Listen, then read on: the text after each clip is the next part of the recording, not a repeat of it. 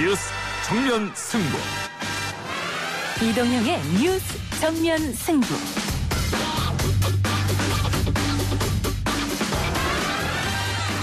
청취자 여러분 안녕하십니까, 이동형입니다. 더불어민주당이 박덕흠 전 국민의힘 의원에 대한 징계안을 국회 윤리위에 제출했습니다. 더불어민주당 정치개혁 TF는 비리 의혹으로 얼룩진 박덕흠 의원에 대해 국회 윤리특별위원회에 제소할 예정입니다. 국민의힘은 반성하고 강력한 징계가 의결될 수 있도록 협조해야 합니다. 더불어민주당 정치개혁 TF 소속 김남국 의원은 국민의힘을 향해서도 협조를 요청했는데요. 일부에서 김남국 의원에게 직접 이야기 들어봅니다. 한국판 유지의 기본 정신으로 지역균형 유지를 추구하고자 합니다. 대한민국을 지역에서부터 역동적으로 변화시키겠다는 정부의 강력한 의지입니다. 어제 문재인 대통령은 한국형 뉴딜의 지역균형 뉴딜이 핵심 축이 될 것이라며 지역 발전을 강조했습니다. 지역균형 뉴딜이 어떤 방향으로 어떻게 추진될 예정인지 2부에서 이재영 행정안전부 차관으로부터 들어봅니다. 지금부터 매일 방송 MBN은 종합편성 채널로 종합방송을 시작합니다. MBN이 종합편성 채널 설립 과정에서 자본금을 부당하게 충당했다는 의혹과 관련해서 징역형 집행유예 또는 벌금형을 선고받았습니다. 방통위가 MBN에 대해 방송 승인 취소 통보를 했다는 내용의 사설 정보지가 돌아다니면서 혼란을 줬는데요. 아직 확정이 난 건 아니지만 일정 수준 이상의 처분이 내려질 것이란 건 분명해 보입니다. 3부에서는 MBN을 비롯해서 종편 재승인 문제와 더불어 국감 이슈들 최진봉 성공회대 교수와 함께 정리해보고요. 플라잉코트의 제왕 나달이 세계 1위 조코비치를 상대로 예상 밖 완승을 거두고 13번째 프랑스 오픈 정상에 올랐습니다. We had an amazing rivalry for such a long time. It's something in some way beautiful. I really believe. Now let's see what's going on. 한 주간의 스포츠 소식을 알아보는 시간입니다. 4부 스포츠 측면 승부 시간에서는 테니스 메이저 대회 최다 우승 공동 1위를 기록한 라파엘 나달과 국내 프로야구 5강 윤곽 소식 등을 유쾌한 두 남자 김기혁, 최형진 아나운서와 함께 풀어보겠습니다. 10월 14일 수요일 이동형의 뉴스 정면 승부 시작합니다.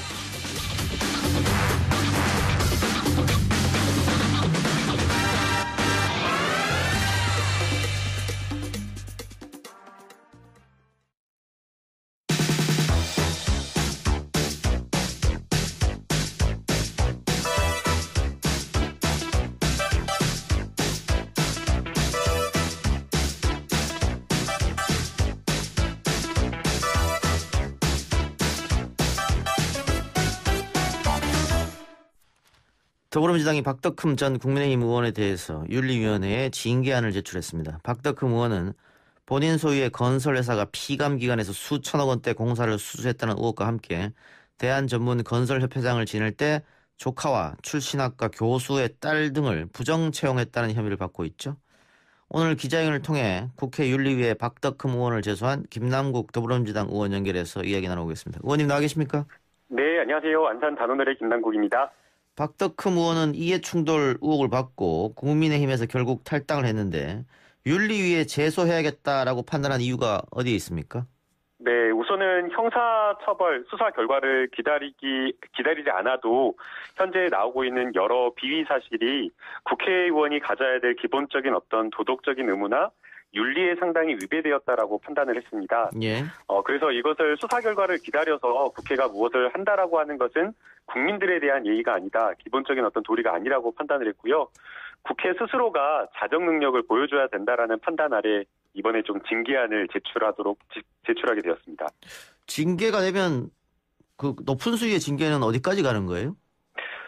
제명까지 처분도 가능하다고 보이고요. 예. 이제 징계라고 하는 게 이제 기본적으로 징계권자의 재량에 맡겨져 있거든요. 예. 근데 그렇다라고 해서 징계에 대한 어떤 기준이 아예 없는 것은 아니고, 기본적으로 비위에 맞는 그런 책임에 따르는 그 징계가 되도록 되어 있는데요. 예. 우리 대법원 판례나 기본적으로 정부에서 하는 공무원에 대한 징계는 비위의 내용과 정도, 성질, 그리고 징계를 통해서 이루고자 하는 여러 가지 목적들을 종합적으로 고려하도록 되어 있습니다.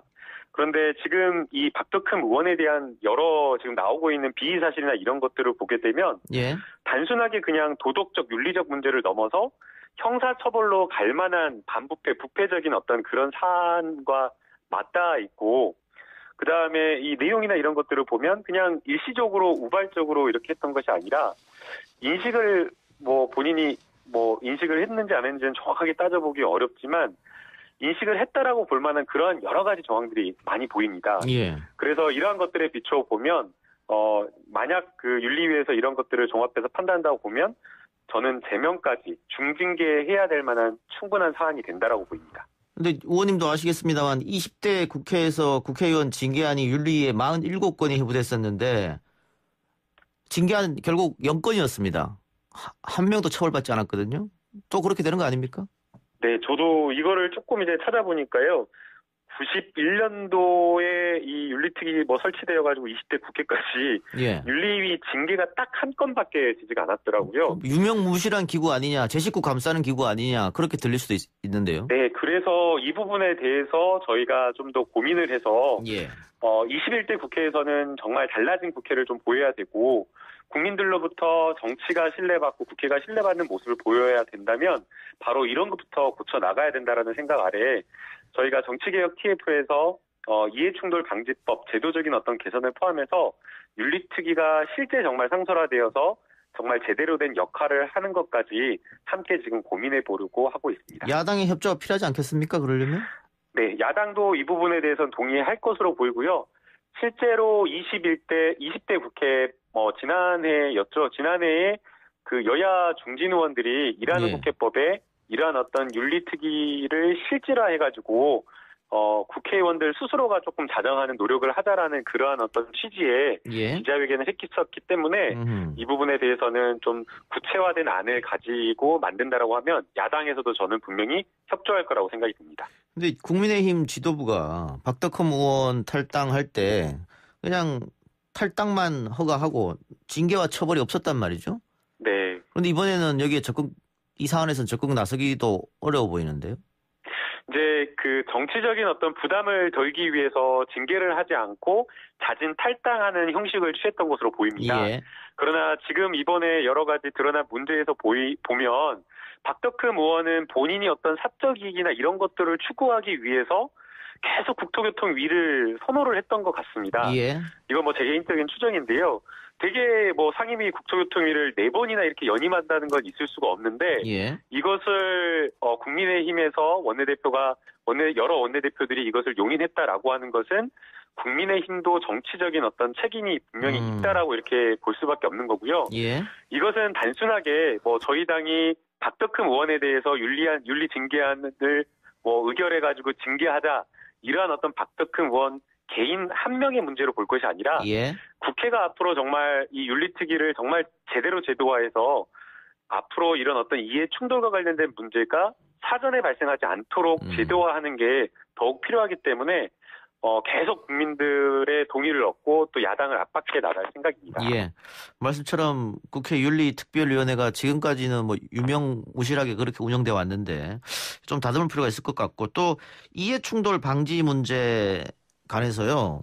박덕흠 의원 문제가 나고 전수조사를 하자 이런 얘기도 있었는데 지금 쑥 들어간 상황이고 제도적으로 막을 방법은 없습니까? 이 이해충돌 문제에 있어서? 네, 그래서 지금 현재 이해충돌 방지법 제정안이 정부안으로 지금 발의가 되어 있는 상황입니다. 예. 문재인 대통령도 이제 공직 사회부터가 투명하고 청렴해야 된다라는 그 인식 아래 이번에 이제 반드시 이해충돌 방지법 제정안을 통과시키겠다라는 그런 좀 강한 의지가 있는 것으로 보이고요. 예. 제가 이제 정부안으로 쭉 발의된 것을 좀 검토를 해봤는데 이게 기본적으로는 그 공무원들에 대해서 이해충돌 방지법 제정안이 이렇게 마련되다 보니까 의회직, 국회의원이나 지방의회에 있는 의원들에 대한 어떤 이해충돌을 방지하는 데에는 다소 미흡한 점이 있습니다. 그래서 이 부분과 관련되어서는 국회의원의 이해충돌을 사전적으로 예방하고 방지하는 어떤 그런 노력을 하기 위한 국회법 개정안이 필요할 것으로 생각이 되어서 예. 현재 이 부분과 관련된 법제 연구를 지금 하고 있는 상황이고요. 입법조사처에도 현재 해외 사례나 이런 것들이 어떤 것들이 있는지 쭉 지금 조사를 맡겨놓은 상황이기 때문에 이번 정기국회에서 통과되면